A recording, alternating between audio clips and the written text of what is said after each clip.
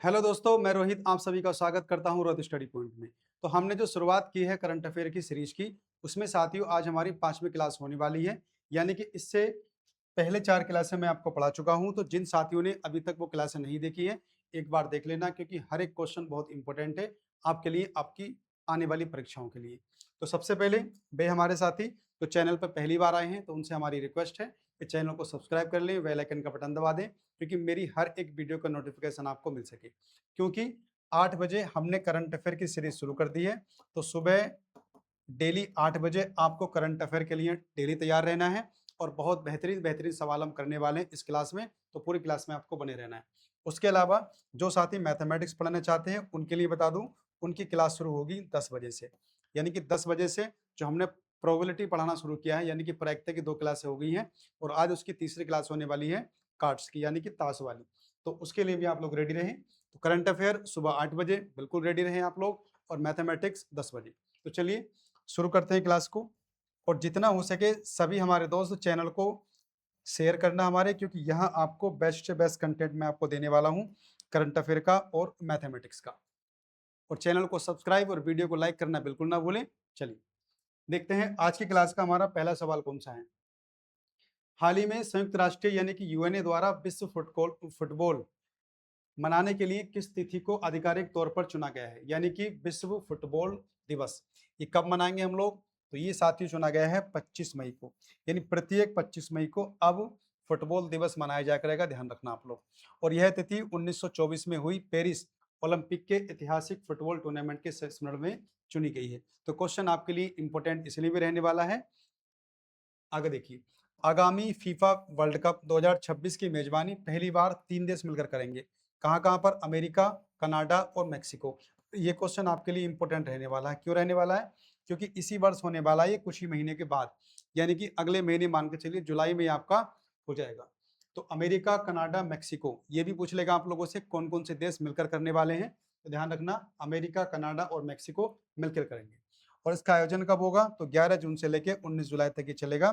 चलो, विश्व कप में कुल 48 टीमें भाग लेंगी और प्रतियोगिता के दौरान 104 मैच खेले जाएंगे। और 2022 इससे पहले वाला कहां पर हुआ था? कतर में। और विजेता कौन था? अर्जेंटीना। तो ये सारे फैक्ट आप याद रखना, कि क्वेश्चन में कहीं से भी आप लोगों से किसी भी पॉइंट से सवाल बना सकता है। चलते हैं अगले सवाल की ओर। हाल ही में नागरिक अलंकरण समारोह के दौरान कुल कितनी हस्तियों को पद्म पुरस्कार 2026 से सम्मानित किया गया? अब देखिए, पद्म पुरस्कार 2026 अभी एक परीक्षा में सवाल पूछा भी गया था कि कितने लोगों को इस बार नामित किया गया था 2026 के लिए। तो ये टोटल लोग कितने थे? तो ये थे साथियों 131, अगर मैं बता दूं आपको। तो लेकिन अभी तक जो समारोह के दौरान कितनी हस्तियों को पद्म पुरस्कार सम्मानित किया गया, तो वो है आपके अभी 66। तो अगर हम बात कर लें तो कुल सदस्य 66 महान हस्तियों को किया गया है। यह समारोह 25 मई 2026 को आयोजित किया गया, और यह पुरस्कार राष्ट्रपति द्रौपदी मुर्मू के द्वारा प्रदान किए गए। इस चरण में 66 सम्मानों में 2 पद्म भूषण, 6 पद्म नहीं 2 पद्म विभूषण, 6 पद्म भूषण और 58 पद्मश्री पुरस्कार शामिल हैं। इसके अलावा देखिए आप लोग, वर्ष 2026 के लिए कुल घोषित किए गए पद्म पुरस्कारों की संख्या 131 है। ये सवाल एक परीक्षा में पूछा गया था, अभी शायद ध्यान नहीं आ रही है मेरे, लेकिन ये आपसे पूछे जाते हैं, ध्यान रखना। उसके अलावा 5 इसमें पद्म विभूषण हैं, 13 पद्म भूषण हैं, और उसके अलावा 113 रहेंगे आपके पद्मश्री। 113 क्या रहेंगे? पद्मश्री। तो याद रखना आप लोग, पद्मश्री। इसमें क्या होगा? तो 131 में हो गए आपके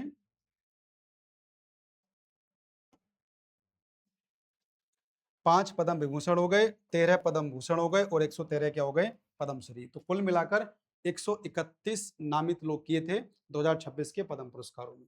अगर हम बात कर लें, समारोह में प्रधानमंत्री नरेंद्र मोदी जी, उपराष्ट्रपति सीपी राधाकृष्णन और गृह मंत्री अमित शाह जैसे लोग शामिल थे।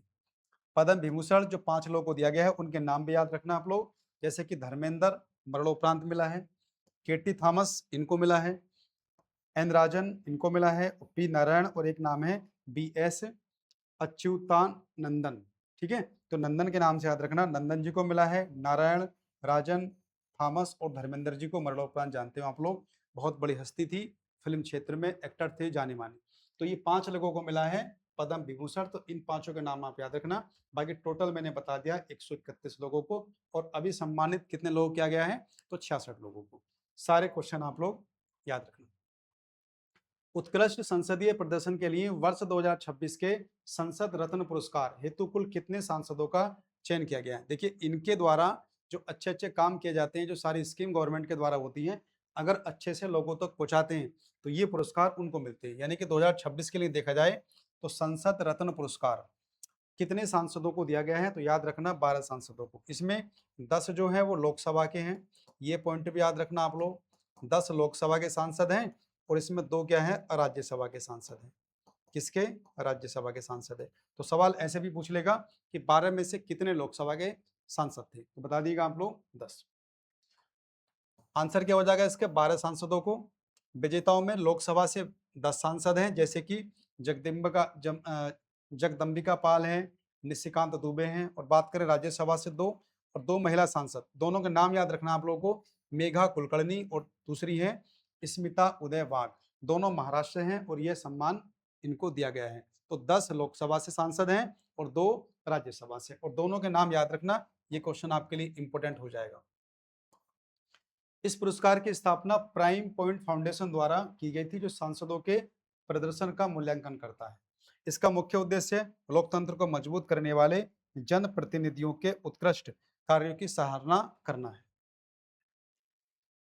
देखिए अगला क्वेश्चन क्या है, मिशन वंदे मातरम के अंतर्गत किस सुरक्षा बल की पहली ऑल वुमेन पूर्णतः महिला पर्वतारोहण टीम ने माउंट एवरेस्ट को सफलतापूर्वक फतेह किया है।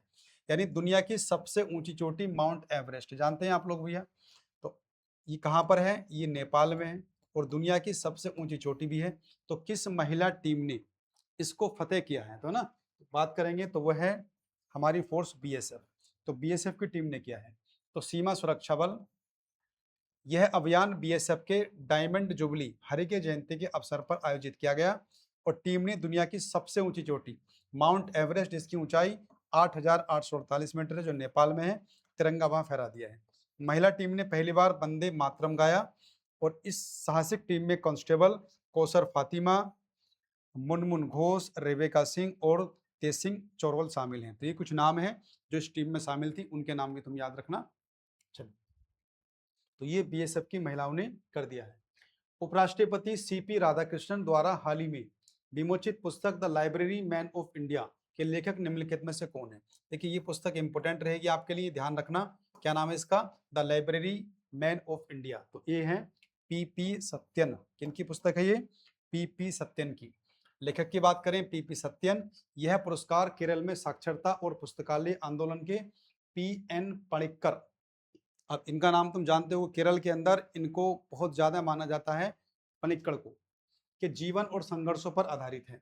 पीएन पणिक्कर को केरल राज्य में सांस्कृतिक और बौद्धिक पुनर्जागरण का अग्रदूत माना जाता है। उन्होंने समाज में पढ़ने की आदत विकसित करने के लिए पढ़े और बढ़े, यानी कि रीड एंड ग्रो का नारा दिया था। तो ये नारा भी आप याद रखना, जीएस में पूछ लेगा।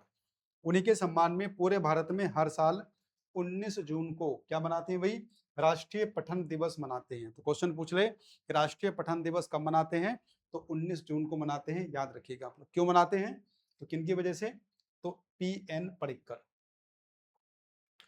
अगर देखिए, हाल ही में 100 मीटर की दौड़ को मात्र 10.09 सेकंड में पूरा करके भारत के सबसे तेज धावक का खिताब किसने अपने नाम किया है। तो देखिए भाई, 100 मीटर की दौड़ को मात्र कितने में, 10.09 सेकंड में पूरा कर दिया है। तो क्या नाम है उनका, तो उनका नाम है गुरविंदर वीर सिंह, गुरिंदर वीर सिंह। तो ये पंजाब के 25 वर्षीय एथलीट यानी कि गुरदरवीर सिंह 100 मीटर फर्राटा दौड़ को 10.09 सेकंड में पूरा करने वाले भारत के सबसे तेज धावक बन चुके हैं, याद रखना आप। यह शानदार रिकॉर्ड 19वीं national senior federation cup athletics championship 2026 के दौरान रांची के कहां पर, बिरसा मुंडा स्टेडियम में किया गया। तो बिरसा मुंडा स्टेडियम आपसे पूछ ले, रांची में है। रांची कहां पड़ता है, तो झारखंड में है, ठीक है। उन्होंने इस स्पर्धा में ओडिशा के धावक अनिमेश कुजूर को 10.10 सेकंड को पछाड़कर स्वर्ण पदक अपने नाम किया है, याद रखना। अब गुरिदर वीर सिंह भारतीय नौसेना में कार्यरत हैं और रिलायंस फाउंडेशन द्वारा प्रशिक्षित हैं। खेल जगत में उन्हें नया फ्लाइंग सिख यानी कि तूफान सिंह अब ये सवाल एग्जाम में तुम्हारे आ जाएगा कि भैया नया फ्लाइंग सिख, तो फ्लाइंग सिख तो जानते हैं आप लोग जी, मिल्खा सिंह हो गए, लेकिन यहाँ पर नया फ्लाइंग सिख किसको बोलेंगे, तो गुरिदार वीर सिंह को बोलेंगे या तूफान सिंह। इसी प्रतियोगिता में एक और रिकॉर्ड बना था जहां विशाल टीके ने 400 मीटर की दौड़ में मात्र 44.98 सेकंड में पूरी की थी। तो ये दोनों ही क्वेश्चन आप लोग याद रखना, क्वेश्चन इंपोर्टेंट है, किसी न किसी एग्जाम में आपको मिल जाएंगे। आगे देखिए, हाल ही में राष्ट्रपति द्रौपदी मुर्मू द्वारा किस दिग्गज बॉलीवुड अभिनेता को भारतीय सिनेमा और कला जगत में उनके अद्वितीय योगदान के लिए पद्म विभूषण से नवाजा गया। और मैंने अभी कुछ देर पहले बताया था, तो वो है धर्मेंद्र। और धर्मेंद्र को तो तुम जानते ही हो भाई, सनी देओल के पापा, बहुत सारी फिल्में सुर्खियों में बने रहते हैं, बहुत अच्छे इंसान थे। तो अमिताभ अभिनेता धर्मेंद्र हो गए। हेमा मालिनी ने यह पुरस्कार ग्रहण किया था, और जब ये पुरस्कार मिला था तो उनकी तबीयत मतलब, अच्छा हाँ, इनकी तो डेथ हो गई है, तो हेमा मालिनी ने पुरस्कार ये ग्रहण किया था। धर्मेंद्र ने अपने करियर में 300 से अधिक फिल्मों में काम किया था।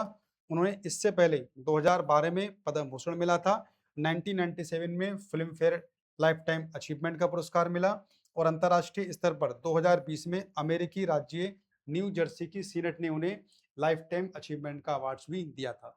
और धर्मेंद्र जी हमारे बीच नहीं रहे हैं, यानी कि 24 नवंबर 2025 को उनकी मृत्यु का निधन हो चुका है। तो ये भी तुम याद रख सकते हो। खेल इतिहास में आधिकारिक तौर पर अरबपति का दर्जा प्राप्त करने वाले दुनिया के दूसरे फुटबॉलर कौन बने? देखिए, पहले तो रोनाल्डो हैं, अब दूसरे मुकाम हासिल करने वाले प्लेयर कौन से बन गए हैं, तो उनका नाम है मेसी। क्या नाम है? Lionel Messi. अब एक सवाल तुमसे पूछ लेगा कि मेसी कहाँ के रहने वाले हैं या रोनाल्डो कहाँ के रहने वाले हैं, तो ये सुर्खियों में रहते हैं। तो अर्जेंटीना याद रखना, अर्जेंटीना के विश्व विजेता कप्तान मेसी। पहले फुटबॉलर पुर्तगाल के कौन है? रोनाल्डो हैं। तो पुर्तगाल के तो हैं रोनाल्डो, क्रिस्टियानो, और मेसी कहाँ के रहने वाले? अर्जेंटीना। ब्लूमबर्ग बिलियनर इंडेक्स की रिपोर्ट के अनुसार मेसी की कुल संपत्ति $1 बिलियन है, याद रखना। उन्होंने यूरोप और अमेरिका में विभिन्न व्यावसायिक, यानी कि जो अपना पैसा है वो कहीं ना कहीं इन्वेस्ट कर रखा है, तो वहां से अभी वो पैसा कमाते हैं इस खेल के अलावा। सार्वजनिक क्षेत्र की कंपनी ऑयल इंडिया लिमिटेड ने हाल ही में किस राज्य के दांतेवाड़ा फील्ड में विशाल प्राकृतिक गैस भंडार की खोज की है? ये क्वेश्चन भी इंपॉर्टेंट है आपके लिए, बढ़िया सवाल है। तो कहाँ पे की है? राजस्थान में। पहले तो ये पूछ लेगा कि भैया दांडे वाला फील्ड कहाँ पड़ता है ना। अभी सुर्खियों में रहा है कि दांडे वाला फील्ड कहाँ पर है, तो बता दोगे राजस्थान में है। चलिए, तो ऑयल इंडिया लिमिटेड ने राजस्थान के दांडे वाले में ये खोजा है। यह गैस भंडार जमीन से 950 मीटर नीचे है, जहां सानू फार्मेशन चट्टानी परत में पाया गया है। विशेषज्ञ के अनुमान के अनुसार इस कुएं से प्रतिदिन 25,000 नामक घन मीटर गैस का उत्पादन किया जा सकता है। तो समझ सकते हैं आप लोग कि कितना उपयोगी स्थान है। और इस गैस की खासियत क्या है कि इसमें कार्बन डाइऑक्साइड यानी कि CO2 की मात्रा बहुत कम है। तो मात्रा बहुत कम है तो समझ लीजिए आप लोग ये अच्छी है। ऑयल इंडिया लिमिटेड यानी कि OIL की स्थापना कब हुई थी? 18 फरवरी 1959 को हुई थी। और इसका मुख्यालय कहाँ पर है? असम में है। वर्तमान में इसके महानिदेशक और अध्यक्ष कौन है? रंजीत रथ हैं, याद रखना। चलो चलते अगले सवाल की ओर। हालिया आंकड़ों के अनुसार पारंपरिक दिग्गजों को पीछे छोड़ते हुए कौन सा देश भारत का तीसरा सबसे बड़ा तेल आपूर्तिकर्ता यानी कि सप्लायर बन चुका है? तो भारत के लिए वो कौन सा देश ऐसा है कि जो तीसरा सबसे बड़ा सप्लायर बन चुका है, यानी कि भारत को अब वो जो ऑयल है वो सप्लाई करेगा, तो वो है वेनेजुएला। तो क्या आंसर हो जाएगा? वेनेजुएला। और ये क्वेश्चन देखिए इंपॉर्टेंट रहेगा, वेनेजुएला। चलिए, वेनेजुएला ने अमेरिका और सऊदी अरब जैसे बड़े सप्लायर को इस मामले में पीछे छोड़ दिया है, यानी कि अमेरिका और सऊदी अरब को पीछे छोड़ते हुए भारत के लिए सप्लायर करने वाला ये बन चुका है वेनेजुएला। तो केपलर की ऊर्जा रिपोर्ट के अनुसार भारत को वेनेजुएला से वर्तमान में प्रतिदिन लगभग 4,17,000 बैरल कच्चे तेल की सप्लाई हो रही है। और वर्तमान में भारत के शीर्ष 3 तेल आपूर्तिकर्ता देश कौन कौन से हैं? पहले नंबर पर रूस है, दूसरे पर UAE है, और तीसरे पर आ गया है वेनेजुएला। उसके बाद कहीं आते हैं अमेरिका और क्या बोलते हैं इसको, सऊदी अरब। तो सबसे पहले नंबर पे रूस से हम लेते हैं, उसके बाद UAE, और तीसरे नंबर पर वेनेजुएला। ये तीनों क्रम भी आपके लिए इंपॉर्टेंट है, याद रखना। कभी पहले वाले के लिए अमेरिका सऊदी अरब लगा दो, ठीक है। देखिए भाई, कृषि विज्ञान के क्षेत्र में एक बड़ी सफलता हासिल करते हुए दुनिया का पहला AI आधारित जीन एडिटर POC1 किस देश के वैज्ञानिकों ने विकसित किया है? तो बहुत ही बढ़िया सवाल है भी। तो ये कर दिया है भारत के देश ने, ठीक है। तो अपने देश ने कर दिया है, यानी कि भारत। इसे भारतीय कृषि अनुसंधान परिषद यानी ICAR द्वारा और केंद्रीय चावल अनुसंधान संस्थान कटक उड़ीसा के वैज्ञानिकों ने मिलकर तैयार किया है। इस अभूतपूर्व शोध कार्य का नेतृत्व प्रमुख डॉक्टर वैज्ञानिक जो हैं डॉक्टर कुतुबुद्दीन अली मोला और उनकी रिसर्च टीम के द्वारा किया गया है। इससे भविष्य में फसलों को जलवायु परिवर्तन के अनुकूल और बीमारी रोधी बनाने में भारी मदद मिलने वाली है। तो याद रखना, ये भी आपसे पूछ लेगा कि भाई ये जो है ना कि दुनिया का पहला AI आधारित जीन एडिटर पोकवन का संबंध किससे है, तो ये सवाल भी आपसे पूछ लेगा, तो बता देना एग्रीकल्चर यानी कि कृषि से। प्राचीन ज्योतिष और पर्यावरण को जोड़ते हुए हरियाणा राज्य की पहली नक्षत्र वाटिका का नाम बताना है आप लोग को, स्थापना की गई है। तो कहाँ की गई है? सरस्वती वन्यजीव अभ्यारण्य। क्वेश्चन इंपोर्टेंट रहेगा, सरस्वती वन्यजीव अभ्यारण्य। और मैं आपको बता दूं कि हरियाणा राज्य की यह अनूठी और पहली नक्षत्र वाटिका सरस्वती वन्यजीव अभ्यारण्य में स्थापित की गई है। और यह पहल हरियाणा सरस्वती विरासत विकास बोर्ड द्वारा की गई है। और यह वाटिका आध्यात्मिक शांति के साथ साथ जैव विविधता के संरक्षण में भी महत्वपूर्ण भूमिका निभाएगी। उसके अलावा देखिए, सरस्वती वन्यजीव अभ्यारण्य की स्थापना कब हुई थी? 1988 में। अब जब ये सवाल सुर्खी में आ गया है तो इसकी स्थापना को भी हमें याद रखना है, क्योंकि यही सवाल हमसे पूछ लेगा, है ना। और इसे कुरुक्षेत्र और कैथल जिलों की सीमा के बीच में ये फैली हुई है। तो ये एरिया भी याद रखना इसका, ये कहाँ पर है। उसके अलावा देखिए भाई, अगले क्वेश्चन को हम, अंतरिक्ष अन्वेषण में उत्कृष्ट योगदान के लिए इसरो ने किस ऐतिहासिक मिशन को प्रतिष्ठित गोगार्ड एस्ट्रोनॉटिक्स पुरस्कार 2026 दिया है? तो वो दिया है चंद्रयान 3 को। और ये क्वेश्चन एग्जाम में बताओ कितनी बार पूछा गया है? चंद्रयान 3 कब लॉन्च हुआ, ठीक है, कब इसको वहां पर चंद्रमा पर पहुंचा, ये तो सारी कहानी इसकी पूछी जाती है। तो भारत के चंद्रयान 3 को यह वैश्विक सम्मान दिया गया है। और यह गोगार्ड एस्ट्रोनॉटिक्स पुरस्कार अंतरिक्ष और एरोस्पेस के क्षेत्र में अमेरिका का सर्वोच्च सम्मान है। यानी कि अमेरिका का सर्वोच्च सम्मान जो चंद्रयान 3 को दिया गया है। यह पुरस्कार चंद्रमा के दक्षिण ध्रुव पर विक्रम लैंडर की सफल सॉफ्ट लैंडिंग के लिए प्रदान किया गया है। ये क्वेश्चन भी अब बन सकता है आपका। उसके अलावा यह सम्मान 21 मई को वाशिंगटन DC में आयोजित AIAA एस्कॉर्ट 2026 के सम्मेलन में दिया गया है। और समारोह में इसरो की ओर से यह सम्मान अमेरिका में भारत के राजदूत कौन है? विनय मोहन। तो उन्होंने ही ग्रहण किया है। यानी कि इसरो की तरफ से तो कोई गया नहीं था, लेकिन अमेरिका में जो भारत के राजदूत हैं उन्होंने ये पुरस्कार लिया था, उनका नाम है विनय मोहन। तो इनका नाम भी याद रखना। ये भी सवाल पूछ लेगा कि ये पुरस्कार अमेरिका द्वारा दिया गया और भारत के किस व्यक्ति ने ये मतलब लिया है? तो विनय मोहन। और वहां कौन है? राजदूत हैं भारत के।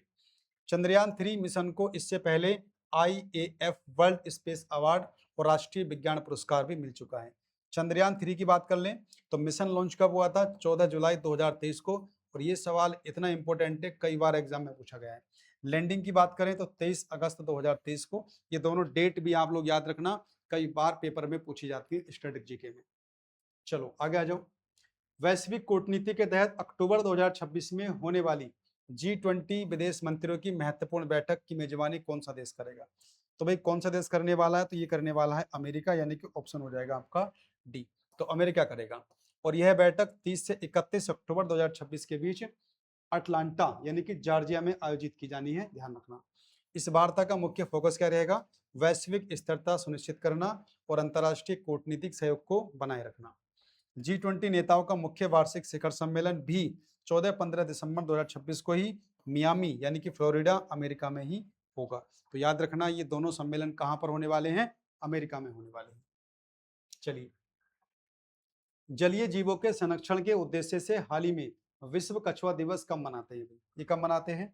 तो ये मनाते हैं 23 मई को। याद रखना आप लोग, विश्व कछुआ दिवस मनाते हैं 23 मई को। तो सभी जो क्लास को देख रहे हैं उनसे हमारी एक ही रिक्वेस्ट है कि वीडियो अच्छी लगे तो साथियों लाइक करना, अपने बाकी दोस्तों में, मित्रों में, ग्रुप में हमारी वीडियो का लिंक जरूर शेयर कीजिएगा, क्योंकि यहाँ आपको बेहतरीन से बेहतरीन आगे चल के आपको डेली करंट अफेयर मिलने वाली है। यानी कि हर दिन की जो अपडेट होगी वो आपको आगे जाके मिलेंगी। तो कुछ दिन अभी शुरुआत की हम लोगों ने, बहुत अच्छा अच्छा कंटेंट मैं आपको देने वाला हूं आगे चलकर। तो कब से शुरुआत किया? अभी तो 23 मई से। और मुख्य उद्देश्य क्या रहेगा इसका? प्राकृतिक आवासों के नष्ट होने के कारण कछुओं की तेजी से घटती आबादी को रोकना है। यानी कि लोगों को जागरूक करना है कि भाई कछुओं को बचाओ, कछुए जो हैं हमारे लिए उपयोगी हैं। शुरुआत की बात करें 2000 से थीम देखिए आप लोग, कछुए डायनासोर के काल से बचे रहें, यह एक त्रासदी होगी यदि वे हमारे समय में जीवित ना रह सके तो। कछुओं के इस विशेष दिन के जश्न को दर्शाने के लिए दुनिया भर में सेलिब्रेट की जगह क्या भैया सेलिब्रेट शब्द का इस्तेमाल किया जाता है। तो ये सवाल भी बन सकता है कि दुनिया में सेलिब्रेट की जगह सेलिब्रेट क्यों यूज किया जाता है ना, तो ध्यान रखना। फेनेटिक स्पोर्ट्स की हालिया रिपोर्ट के अनुसार इंडियन प्रीमियर लीग यानी कि आईपीएल के इतिहास में सबसे अधिक कमाई यानी कि 230.2 करोड़ करने वाला खिलाड़ी कौन हो सकता है अभी? धोनी, रोहित शर्मा, पांड्या? इसका आंसर क्या होगा? विराट कोहली, क्योंकि उन दोनों का समय तो चला गया। तो विराट कोहली नंबर 1 पे आ चुके हैं भाई, और यह आंकड़ा फेनेटिक स्पोर्ट्स और हुरन द्वारा दिया गया है। आईपीएल 2026 में बेंगलोर ने, आप जानते हो कि विराट कोहली किस टीम से खेलता है? आरसीबी से खेलता है, ठीक है। तो भैया इनको तो काफी समय से देखो अभी आरसीबी से ही है, तो उन्हें 21 करोड़ रुपए की भारी भरकम राशि में रिटेन किया था। यानी प्लेयर की बोली हर साल लगती है, लेकिन कुछ प्लेयर ऐसे होते हैं जो फिक्स, जैसे रोहित शर्मा मुंबई से खेलता है, धोनी चेन्नई से, वैसे विराट कोहली जो है आपका आरसीबी यानी बेंगलोर से खेलते हैं। तो वही है। सबसे ज्यादा कमाई करने वाले शीर्ष 3 खिलाड़ियों की सूची में विराट कोहली के बाद में कौन है भी? रोहित शर्मा, ठीक है, और तीसरे नंबर पर कौन है? एम एस धोनी है। तो आसपास सब हैं। और 2025-26 की आईपीएल ट्रॉफी भी भैया आरसीबी ने जीती है। तो जितने भी आरसीबी के फैन हैं वो खुश हो जाओ कि 2 ट्रॉफी तो आपके हिस्से में आ चुकी है। सबसे ज्यादा 5 ट्रॉफी जीती है किसने? एमआई ने, और 5 ही जीती है मेरे ख्याल से चेन्नई ने। यानी कि महेंद्र सिंह धोनी 5 ट्रॉफी, रोहित शर्मा 5 ट्रॉफी, और अब विराट कोहली के हिस्से में भी 2 ट्रॉफी तो आएगी, ट्रॉफी सॉरी। साहित्य जगत के सबसे प्रतिष्ठित पुरस्कारों में से एक अंतर्राष्ट्रीय बुकर पुरस्कार 2026 की बात करें हम लोग, तो किस लेखक ने अपनी पुस्तक ताइवान ट्रेबोल के लिए जीता है? बहुत ही बढ़िया सवाल है, और कहीं ना कहीं देखो एग्जाम में तो छपेगा ये, है ना। तो बिल्कुल दिमाग में तुम भी छाप लो इसे। तो क्या नाम है उनका? यांग स्वांग जी। क्या नाम है? यांग स्वांग जी। 2-3 बार बोलोगे ना यांग स्वांग जी, तो याद हो जाएगा आपको आराम से। तो ताइवान की लेखिका हैं यांग स्वांगजी ने अपनी शानदार रचना, क्या नाम है, ताइवान ट्रैकबॉल के लिए जीता है। और इसलिए भी सवाल इंपॉर्टेंट है, यह मंदारिन चीनी भाषा से अनुवादित होकर जीतने वाली पहली पुस्तक बन गई है। इस उपन्यास की कहानी 1930 के दशक में जापानी उपनिवेशक शासन की पृष्ठभूमि पर बनी गई है। यह मूल रूप से 2 महिलाओं की एक संवेदनशील प्रेम कहानी है, ठीक है। तो बस आपको उसका नाम याद रखना रचना का, और तुमको जिसको जीता है उनका नाम याद रखना है, बाकी प्रेम कहानी छोड़ो आप। अच्छा, इस पुरस्कार के तहत मिलने वाली 50,000 पाउंड यानी कि लगभग 67,000 डॉलर की राशि को लेखक और उसके अनुवादक के बीच में समान रूप से बांटा जाता है।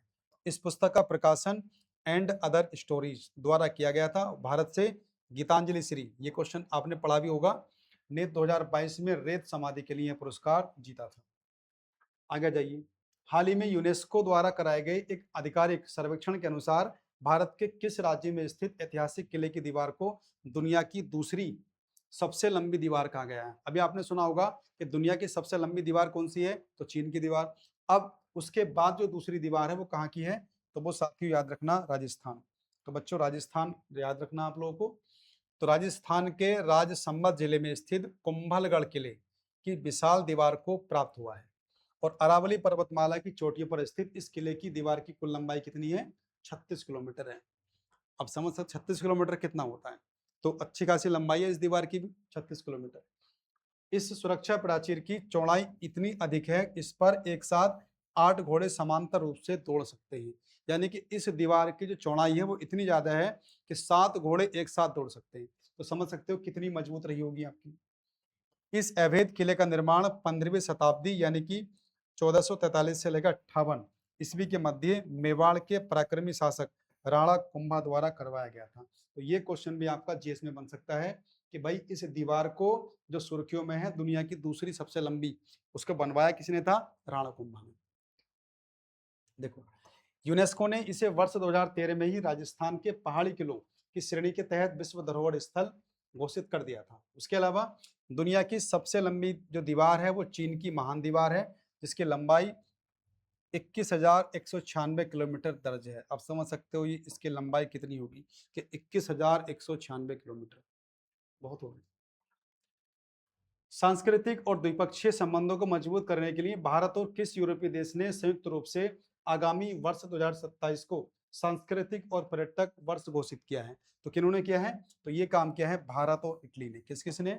ये भारत एवं इटली ने मिलकर ये काम किया है। भारत और इटली ने मिलकर ये काम किया है, ध्यान रखिएगा आप लोग। चलो, इसकी घोषणा रोम में भारतीय प्रधानमंत्री नरेंद्र मोदी और इटली की प्रधानमंत्री जॉर्जिया मेलोनी, तो मेलोनी मेडोली, ये तो खूब सुर्खियों में आजकल, उनके बीच हुआ था। दोनों देशों ने भारत मध्य पूर्व यूरोप आर्थिक गलियारे यानी कि आईमैक के विकास को तेजी से आगे बढ़ाने की योजना बनाई है। और इस समझौते के तहत इटली गुजरात के लोथक में बन रहे राष्ट्रीय समुद्री विरासत परिसर के निर्माण और विकास में तकनीकी सहयोग प्रदान भी करेगा। तो ये चीजें भी आपके लिए इंपॉर्टेंट रहने वाली हैं। तो सब कुछ याद रखो आप लोग, प्रधानमंत्री नरेंद्र मोदी जी की मुलाकात और मेडोली जी की भी मुलाकात। यह पहल दोनों देशों के लोगों के बीच आपसी संपर्क, पर्यटन और ऐतिहासिक विरासतों के आदान प्रदान को बढ़ावा देती है। यह समझौता भारत और इटली के बीच उभरती हुई राजनीतिक और आर्थिक साझेदारी का एक प्रमुख मील का पत्थर बनेगा। खेलों को बढ़ावा देने की दिशा में किस राज्य सरकार ने अपने ओलंपिक स्वर्ण पदक विजेताओं के लिए भारी भरकम यानी कि 8 करोड़ रुपए का नगद पुरस्कार और डीएसपी की नौकरी दे दी है? भाई साहब समझ लो आप लोग, एक तो 8 करोड़ रुपया मिलेगा और सीधी नौकरी मिलेगी डीएसपी की, और डीएसपी की नौकरी पाने के लिए तुमको भैया स्टेट पीसीएस तो निकालना ही पड़ेगा, सोच लो आप लोग। तो वो है पश्चिम बंगाल। तो पश्चिम बंगाल ने ये काम किया है। तो अनाउंसमेंट के अनुसार ओलंपिक में अगर स्वर्ण पदक जीतते हो तो उसमें आपको 8 करोड़ रुपए मिलेगा और पुलिस में DSP deputy superintendent of police का पद मिलेगा। अगर आप जीतते हो रजत पदक यानी कि सिल्वर तो 5 करोड़ रुपए मिलेंगे और एक मिलेगी तुमको सरकारी नौकरी। उसके अलावा अगर जीतते हो कांस्य पदक तो भी कुछ है, आपको मिलेगा 3 करोड़ रुपया और एक ग्रुप की मिलेगी तुम्हें नौकरी, यानी कि सरकारी नौकरी तो आपकी फिक्स है। ठीक है। और सरकार ने एशियाई खेलों के स्वर्ण पदक विजेताओं के लिए 5 करोड़ रुपए और विश्व चैंपियनशिप के लिए 2 करोड़ रुपए की राशि रख दी है। तो पश्चिम बंगाल में ये देखिए बहुत चीजें रखी गई हैं, अगर कोई वहां से स्वर्ण पदक, कांस्य पदक या फिर रजत जीतता है तो। अन्य राज्यों की बात करें तो ओलंपिक स्वर्ण पर दिल्ली 7 करोड़ रुपए देती है और उत्तर प्रदेश, ये इंपॉर्टेंट है भी याद रखना, उत्तर प्रदेश के निवासियों 6 करोड़ रुपए का नगद पुरस्कार मिलेगा। तो अगर उत्तर प्रदेश का कोई भी, ठीक है, एथलेटिक या कोई भी अगर स्वर्ण पदक जीतता है तो उनको 6 करोड़ रुपए दिए जाएंगे। ये साथियों हमारा अंतिम क्वेश्चन आज की क्लास का। तो हाल ही में संपन्न हुए चुनावों में राष्ट्रमंडल शतरंज संघ का नया अध्यक्ष किसको चुना गया है? तो उनका नाम क्या है? भरत सिंह चौहान। तो नाम याद रखना है इनका, तो भरत सिंह चौहान, और कार्यकाल रहेगा अगले 4 वर्षों तक, 26 से लेकर 30 तक। भरत सिंह चौहान ने इससे पहले अखिल भारतीय शतरंज महासंघ के सचिव के रूप में भी काम किया है और उन्हीं के कुशल नेतृत्व और मार्गदर्शन में भारत ने वर्ष 2022 में चेन्नई में 44वें शतरंज ओलंपियाड का अत्यधिक सफल आयोजन किया था। तो ये साथियों हमारी आज की क्लास थी, क्लास नंबर 5 मई महीने के। तो ऐसी ही डेली क्लास देखने के लिए सुबह आप 8 बजे बिल्कुल रेडी रहें, करंट अफेयर क्लास हमारी मिलेगी। और जैसे ही मई का महीना हम पूरा कर लेते हैं, फिर जो कुछ बचेगा हमारे पास जून के कुछ दिन का करंट अफेयर, उसके बाद फिर डेली अपडेट क्लास आपको मिले करेंगी। यानी कि जैसे मान कर चलिए आज 18 जून निकला तो 19 जून को जितनी भी एक्टिविटी होंगी हमारे देश के अंदर या अंतर्राष्ट्रीय स्तर पर, सारे इंपोर्टेंट क्वेश्चन आपको अगले दिन मिला करेंगे। तो बस हमसे बने रहिए, जुड़े रहिए, और साथियों वीडियो अच्छी लगी हो तो लाइक भी करना और अपने बाकी मित्रों को शेयर भी करना, और चैनल को सब्सक्राइब अगर अभी तक नहीं किया है तो कर लीजिए, क्योंकि यहाँ आपको बहुत बेहतर कंटेंट मिलने वाला है। ये मेरा व्हाट्सअप नंबर है, इस पर आप मैसेज कर सकते हो किसी भी क्वेरीज के लिए। टेलीग्राम पे आपको पीडीएफ अभी मिलेगी नहीं क्योंकि टेलीग्राम अभी चल नहीं रहा है, आप जानते हो। तो इसलिए सभी साथी, ये हमारा है चैनल रोज स्टडी पॉइंट यानी कि एप्लीकेशन, इसको डाउनलोड कर लीजिए आप लोग। तो हमारी जो मई की 5 क्लासें हो गई हैं उन सबकी पीडीएफ में कल डाल दूंगा अपने एप्लीकेशन पर, वहां से डाउनलोड कर सकते हैं आप लोग और पढ़ भी सकते हैं। तो चलिए साथियों, मिलते हैं कल अगली क्लास में, तब तक के लिए बाय, और क्लास देखने के लिए धन्यवाद। बस वीडियो को लाइक और अपने बाकी मित्रों में शेयर करना बिल्कुल ना भूलें।